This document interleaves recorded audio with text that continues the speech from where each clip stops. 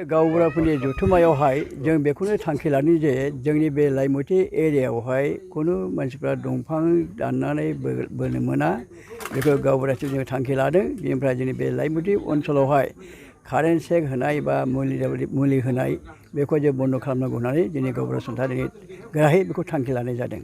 जुदि दंफांखौ गमामायै बोमारोब्ला नोंसोर माबायदि राहा लागोन? दंफांखौ जुदि बोमारोब्ला जों बेखौ हमगोन, जों बेखौहाय फरेस्टनो गथायनाय जागोन। बेखौ जोंहा थांखि लानाय जाबाय आरो ना कारेन्ट सेक होनाय बा मुलि होनायखौ हमनो मोनोब्लाबो जों बेखौ डाइरेक्ट हमनानै माबा मोनसे सार्स होगोन, नङाबा जों बेखौहाय डाइरेक्ट थानायाव हरनाय जागोन। जों बेवहाय थांखि लादों। दिनै नोंथांमोना बेवहाय मोनबेसे जोंनि बे गामिया जोंनि बे गावबुरा जथुम्मायावहाय 56टा गामिनि गावबुराफ्रा ज' जादों। जों बेखौनो सावरायदों आरो बेखौ थांखि लाखाबाय। बयबो बेवहाय एग्रिमेन्ट होबाय गावबुराफ्रा, जों गोरायै बेखौहाय खालामसिगोन, होबथासिगोन आरो बेखौ जोङो मावफुंलांगोन होननानै गावबुरा सन्थाया गासिबो बेखौ थांखि लानाय जादों।